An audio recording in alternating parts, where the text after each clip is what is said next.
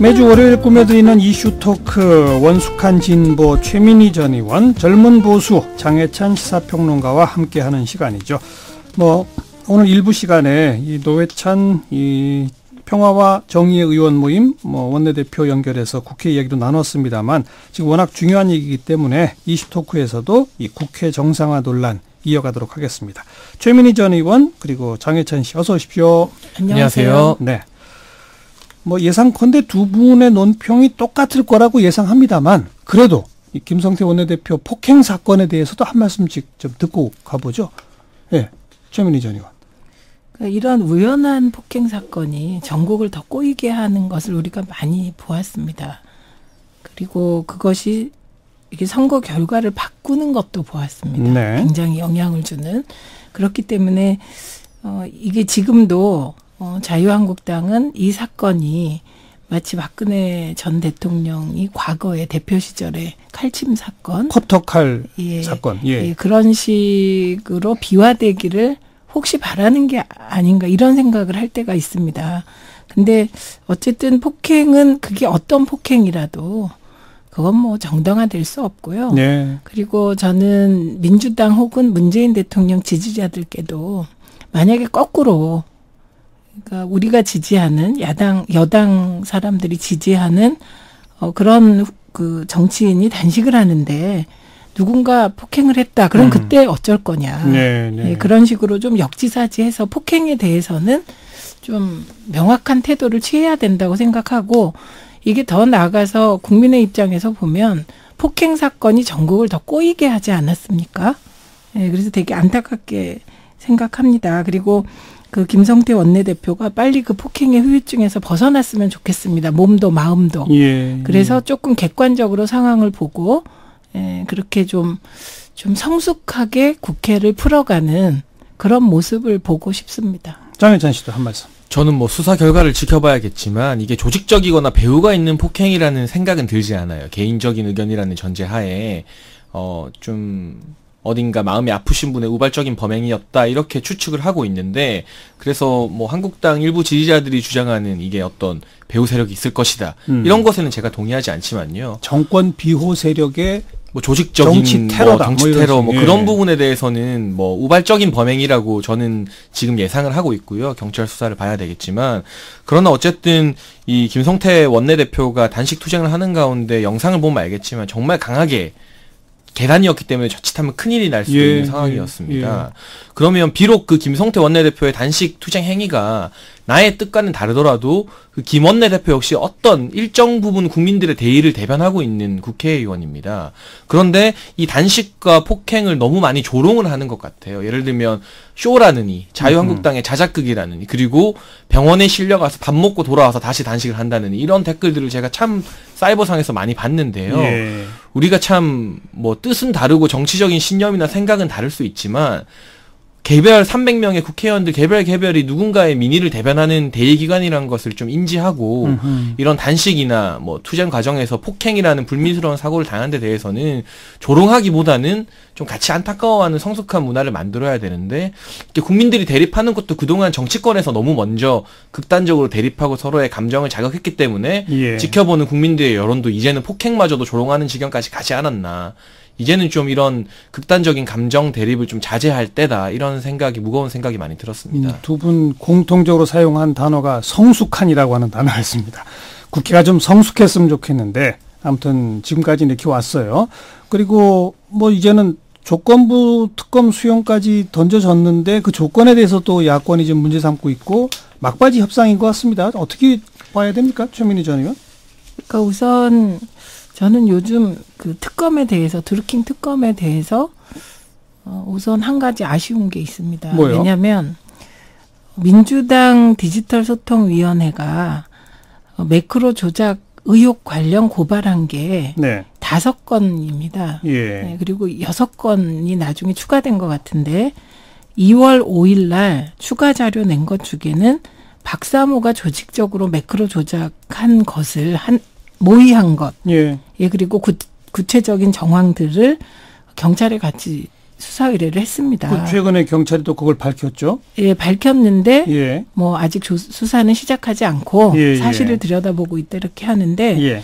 사실 개인적으로 특검을 한다면 저는 드루킹만 찍어서 하는 게 아니라 그런 매크로 조작, 기계적 조작으로 여론을 조작하려는 행위가 전반적으로 특검의 대상이고 예. 이게 민주주의에 대한 도전이기 때문에 여야가 좀 더 좀 큰 시야에서 봤으면 좋겠다.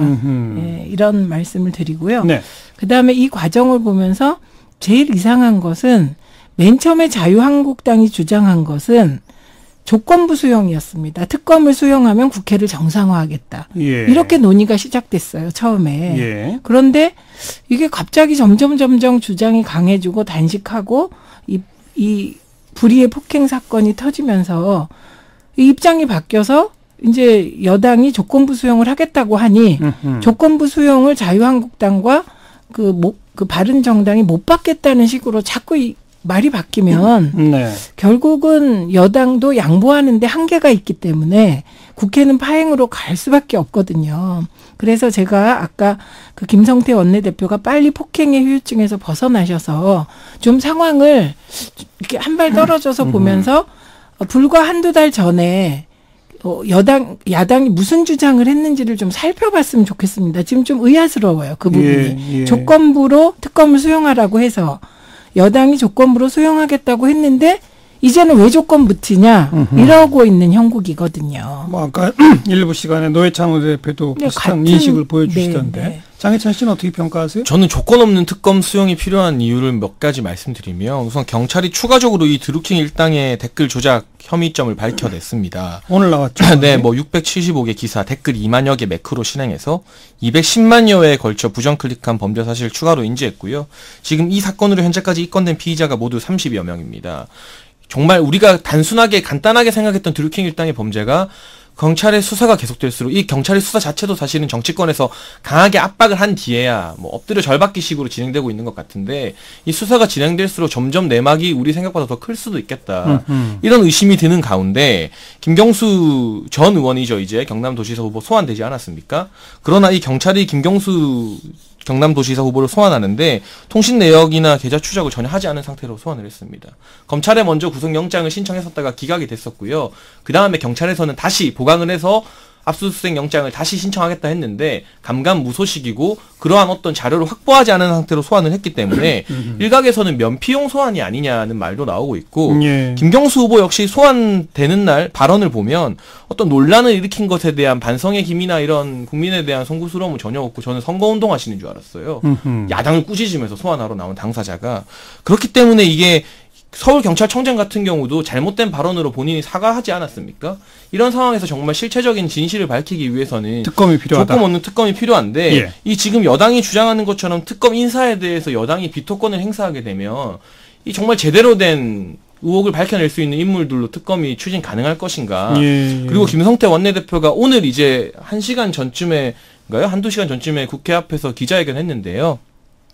조건 없는 특검을 수행하고 5월 국회가 정상화되면 추경을 반드시 처리하겠다고 국민 앞에 약속한다 이렇게 밝혔습니다. 네, 네. 그러니까 이 특검 자체는 이 여러 정말 대선부터 시작해서 믿을 수 없는 사건들 드루킹과 관련된 게 여러 개 나왔기 때문에 이 자체가 협상의 대상이 아니라는 것이 이제 그리고 이미 너무 많은 시간이 지났고 특검이 도입돼도 지방선거 이전에는 결과가 나오기 매우 어렵습니다. 매우가 아니라 불가능하죠. 그렇죠. 그렇기 예. 때문에 이것을 협상 대상으로 할 것은 아니다. 그러나 조건 없이 받아들이고 수용한다면 네. 5월 국회 정상화에서 본인이 직접 원내대표가 추경을 처리하겠다고 약속하지 않았습니까? 이런 부분이라면 이제는 여당이 김경수 의원 자신이 특검보다 더한 것도 수용하겠다고 하는데 자꾸 이런저런 단서와 조건을 알겠습니다. 달아서 예. 미루는 것은 옳지 않은 태도라고 생각합니다. 지금 그 최민희 전 의원하고 장해찬 씨가 공의 조건이라고 하는 단어를 쓰셨는데 두 분이 지적하는 조건이 달라요. 최민희 전 의원이 말하는 조건은 국회 정상화, 추경 처리까지를 포함한 그런 조건을 언급하신 네, 거고 네. 반대로 장해찬 씨는 특검법을 받되 이 특검 후보자에 대한 비토권 같은 조건, 그거 서로 지적하신 조건이 다른 내용이거든요. 근데 방금 김성태 원내대표 한두 시간 전에 그 기자회견 내용을 보면 추경까지는 이제 받겠다. 국회 정상화에 동의한다. 다만 특검법 처리를 같은 날이 아니라 미리 좀 하자. 5월 24일이 아니라 미리 하자. 뭐 이런 정도 상황인 것 같아서 자, 국회 정상화라는 조건 부분은 거의 좀 절충이 될 것도 같아요. 그래서 특검법에 특검 추천하면 여당이 비토권 갖는 조건 같은 거에 대해서는 최민희 의원 어떻게 생각하세요? 저는 뭐 그건 안에 하나로 나올 것 같아요. 근데 그 안이 통과되겠습니까? 예. 그래서 어차피 대통령이 거부권을 갖고 있는데 여당이 거부권을 또 갖는다는 게 사실은 하나의 안이겠죠. 그리고 그거보단 오히려 그 평화통일연대인가요? 그 노회찬 의원이 평화와 정의의 의원 평화와 모임. 정의 의원 모임에서 얘기한 네. 지금 야당 교섭단체가 세 군데잖아요. 군데니까. 세 군데에서 한 명씩 특검을 추천하면 3명 추천. 예, 그 3명 중에 한 명을 대통령이 받는 안으로 예. 갈 가능성이 높지 않나 이렇게 봅니다. 근데 저는 지금 얘기하는 김성태 원내대표의 국회 정상화는 정상화가 아니라고 생각합니다. 그 논리는 이미 논리적 한계가 있는 게 지난번에 방송법을 막 그 국회 정상화의 조건으로 건 적이 있어요. 방송법 처리 안 하면 국회, 국회 못 연다. 그런데 그때 여당이 공수처만 하면 국회 열자 이렇게 얘기했을 때 왜 조건을 다냐 이렇게 또 얘기한 적이 있거든요. 그러니까 지금 이제 저도 국회에 있어 봤습니다만 여야가 어떤 사안을 가지고 막 얘기하다 보면 큰 시각에서 벗어나서 점점 디테일에서 싸우다 보면 국민의 시각을 놓쳐버립니다. 지금 국민들이 원하는 게 뭘까? 국민들이 원하는 게 드루킹 특검하는 걸까? 국민들이 원하는 게 그 추경 안 하고 특검을 바꾸는 걸까?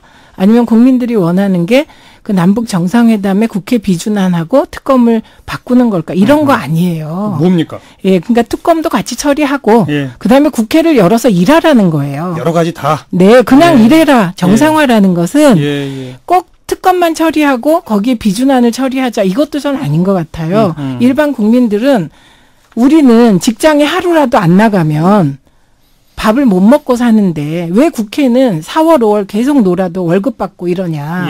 그런 시스템이 국회를 이렇게 방만하게 놔두는 게 아니냐. 이런 시각인 것이거든요. 그래서 저는 그 뭐 특검에 대한 여당의 거부권 그거 하나의 안이라고 생각합니다. 그리고 그러면 특검을요. 야당이 요구하는 대로 법안이 다 되나요? 아니잖아요. 어차피 법안은 협상해야 되고 또 하나는 아까 말씀하실 때 한 가지 꼭 지적해야 되는 게 야당이 요구하는 대로 수사해야 그러면 그게 올바른 수사입니까? 김경수 의원을 통신 내역을 조사하려면 김경수 의원의 혐의가 있어야 그게 법원이 수색영장도 발부하고 이런 거잖아요.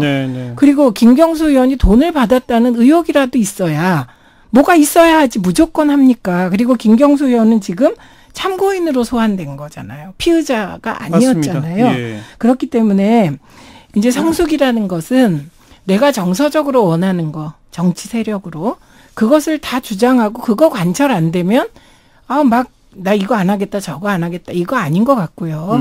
조금은 그냥 상황을 한 발 떨어져서 객관적으로 볼 필요도 있고. 좋습니다. 예, 그렇게 봅니다. 장혜찬 씨.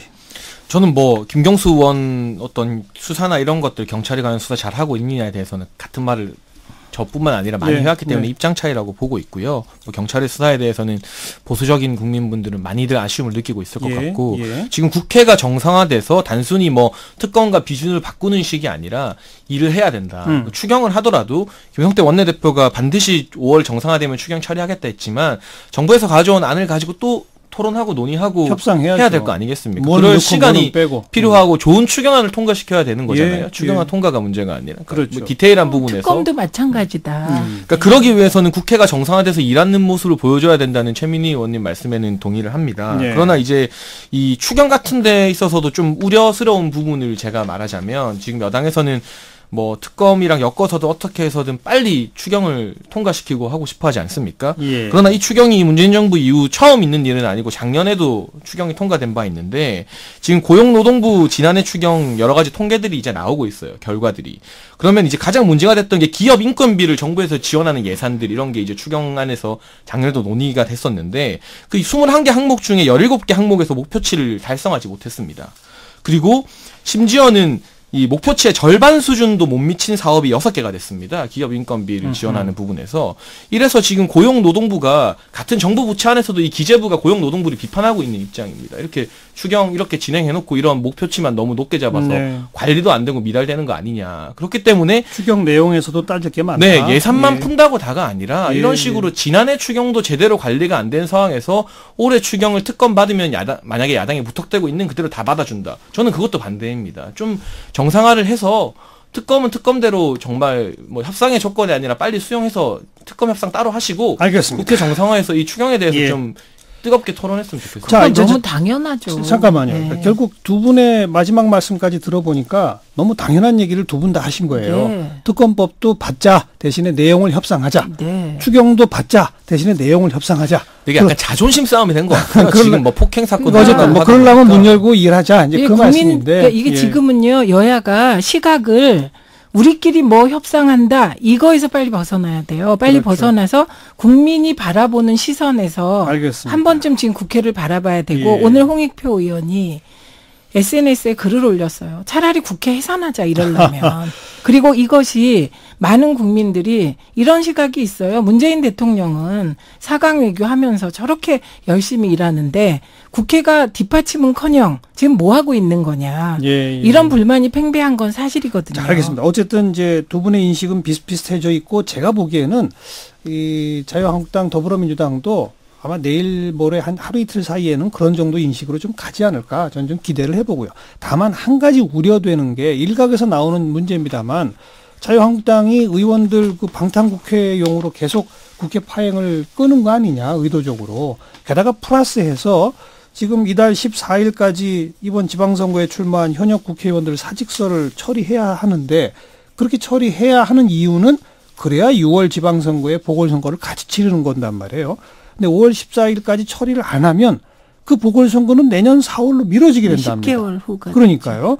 그것까지를 혹시 의도해서 이러는 거 아니냐는 시각들이 일각에서 나오는데 거기에 대한 의견만 한두 마디 들어보죠. 저는 그거는 좀 지나친 지나치다? 음모론이라고 보고요. 아하. 지금 물론 지방선거 출마 현역 의원 4명 가운데 3명이 민주당 소속이기 때문에 이번에 보궐이 안 치러지게 되면 정무적으로 봤을 때 자유한국당이 유리한 고지에 서는 것은 맞습니다. 예. 그러나 그 방탄국회 그 부분 뭐 체포 동의안 같은 경우도 국회가 정상화되면 자유한국당에서 동의할 것이라고 했고요.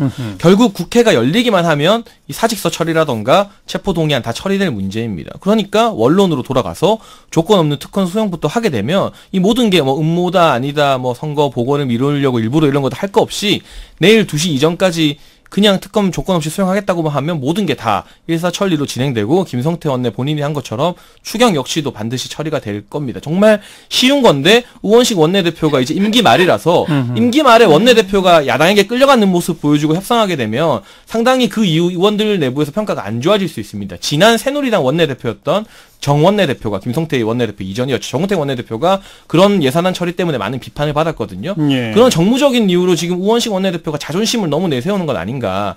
여당이 한 걸음만 물러서면 모든 게 다 풀릴 문제다. 저는 그렇게 생각합니다. 5월 14일까지 일부러 끄는 건 아니다. 그럼요. 그렇게 네. 보시는 않는다. 네. 최민희 전 의원. 우원식 원내대표는 지금 정말 자존심이 많이 상할 겁니다. 이미 상했기 때문에 지금 마지막에 뭐 우원식 원내대표가 어떻게 한다건 전혀 사실과 다르고요. 저는 자유한국당이 왜 이렇게 드루킹 특검에 목을 맬까?